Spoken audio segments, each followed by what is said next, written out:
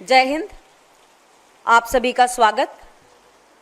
मैं कांग्रेस पार्टी का धन्यवाद करती हूं कि सेनाओं के इस अहम मुद्दे पर बात करने के लिए मुझे अवसर दिया, और इस बात का भी कि मैं ये प्रेस कॉन्फ्रेंस अपनी पार्टी की प्रवक्ता के रूप में तो करूंगी ही, लेकिन भारतीय सेना में 24 वर्ष की कमीशनिंग सेवा देने के बाद मैं ये प्रेस कॉन्फ्रेंस उस लिहाज से भी करूंगी।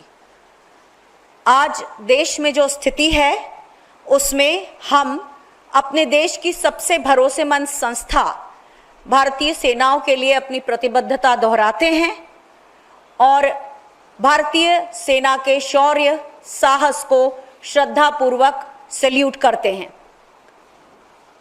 कल 9 मई को ऑनरेबल सुप्रीम कोर्ट का निर्देश महिला अधिकारियों के पक्ष में आया, जिसमें शॉर्ट सर्विस कमीशन महिला अधिकारी जो पेटिशनर थी उनको अगली सुनवाई तक सेवा में बहाल करने के लिए सुप्रीम कोर्ट ने कहा है। जस्टिस सूर्यकांत जी ने ये कहा कि महिला अधिकारियों का मनोबल इस समय में बढ़ा रहना चाहिए, और उन्होंने ये भी कहा कि महिला अधिकारी प्रतिभाशाली हैं।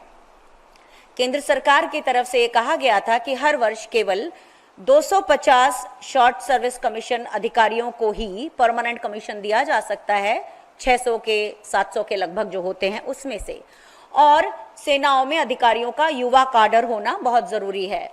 इस पर सुप्रीम कोर्ट ने ये कहा कि जो अनुभवी महिला अधिकारी हैं वे भी युवा सैनिकों का मार्गदर्शन और मानसिक संबल बनाने के लिए बहुत आवश्यक हैं। ये फैसला ऐसे समय में आया है जब हम पिछले 3 दिनों से महिला अधिकारियों को बहुत संयत, बहुत सधे हुए तरीके से और बहुत गरिमा के साथ अपने देश का पक्ष रखते हुए देख रहे हैं। माननीय सुप्रीम कोर्ट का ये फैसला महिला अधिकारियों के लिए उम्मीद की किरण है, और ये permanent commission Babita Punia versus government of India case के कारण संभव हो सका। मैं खुद इस केस की एक बेनिफिशियरी रही हूं।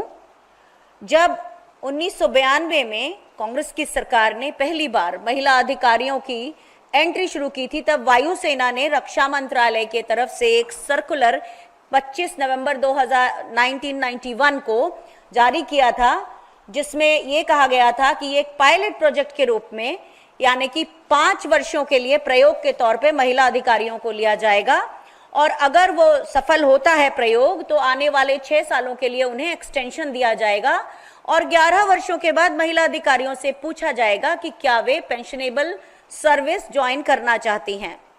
1999 से 2004 के बीच में जब बाकी सरकारी नौकरियों में ओपीएस खत्म हुआ, उसी समय महिला अधिकारियों का ये जो पेंशन के लिए विकल्प देने की बात थी वो भी खत्म हुआ।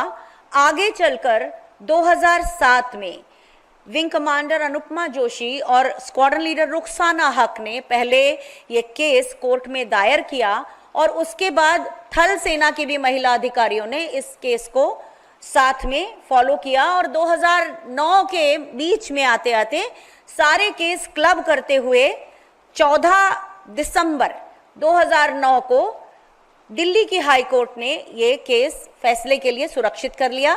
जब कोर्ट खुली तो 12 मार्च 2010 को कोर्ट का महिला अधिकारियों के पक्ष में निर्णय आया, लेकिन चूंकि भारतीय वायुसेना का केस एक मिनिस्ट्री ऑफ डिफेंस के सर्कुलर से फॉर्मली प्रोटेक्टेड था, इसलिए उनका केस ज्यादा मजबूत था।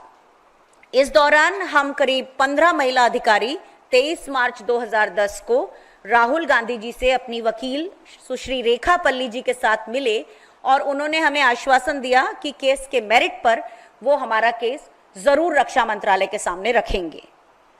चूंकि भारतीय वायुसेना की महिला अधिकारियों के केस के ऊपर एक पॉलिसी लेटर इशू हुआ था, तो मेरे जैसी 23 महिला अधिकारियों को तभी परमानेंट कमीशन मिल गया था, लेकिन सेना में इस तरह का कोई पॉलिसी लेटर नहीं निकला था, तो Babita Punia versus government of India case की बाकी महिला अधिकारियों को सुप्रीम कोर्ट में अपनी लड़ाई आगे के 10 सालों तक लड़ना पड़ी।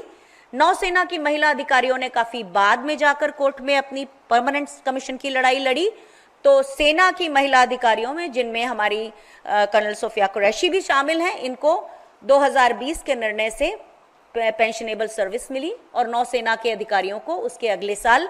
लेकिन ये उन्हीं सबको मिला जो अपना केस कोर्ट में लड़ने गई। कल जो सुप्रीम कोर्ट का निर्णय आया है बहुत राहत देता है, जिसमें आज जो हमारे देश का माहौल है उसमें महिला अधिकारियों को भी उनका मनोबल बढ़ता है। और ये भी हुआ है कि 2006 के बाद कुछ अच्छी बातें हुई, लगातार पॉलिसीज बदली। 2.5 साल पहले महिला अधिकारियों को एनडीए के रूट से भी एंट्री मिली है, यानी कि हम सोच सकते हैं कि आज से लगभग 30 सालों के बाद हम एक या एक से अधिक सेनाओं में महिला सेना अध्यक्ष देखेंगे। और जो रूट सीडीएस का रूट पुरुष अधिकारियों के लिए खुला है, उसी तरह की जो स्पेशल एंट्री की स्कीम थी उससे महिला अधिकारी आती थी, तो वो रूट अभी शायद धीरे धीरे करके उसे रिकंसिडर किया जा रहा है। तो इस समय पे जब सुप्रीम कोर्ट का ये निर्णय आया है कि महिला अधिकारियों को तब तक बहाल रखा जाए जब तक कि अगली सुनवाई अगस्त में नहीं होती, हम इसका बहुत स्वागत करते हैं। हम अपने देश की सेनाओं के साथ हैं और हमारे देश की सेना के सभी लोग जो तिरंगे को अपने खुद से ऊपर रखते हैं, उन सभी का हम श्रद्धा करते हैं, उन सब का हम सम्मान करते हैं और हर सैन्य कर्मी के शौर्य को हमारा सलाम है। तो ये आज का हमारा मुद्दा है। अगर आपके कोई इस पर सवाल हो तो हम आपसे लेना चाहेंगे, लेकिन इस मुद्दे पर ही।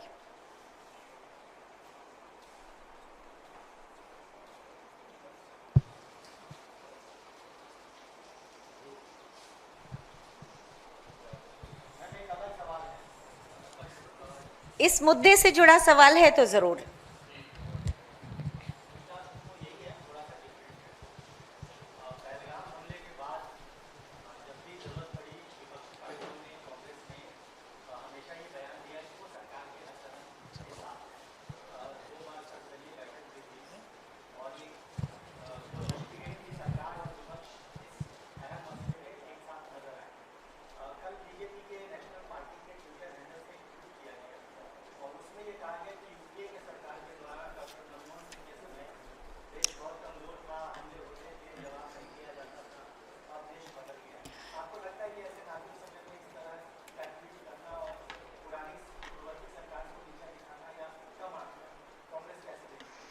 कांग्रेस पार्टी का स्टैंड पहले दिन से बहुत साफ है।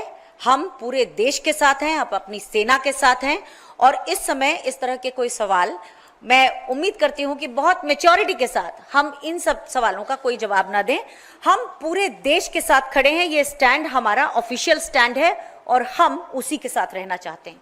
कोई सवाल इस मुद्दे पर हो तो मुझसे जरूर पूछें। शुक्रिया।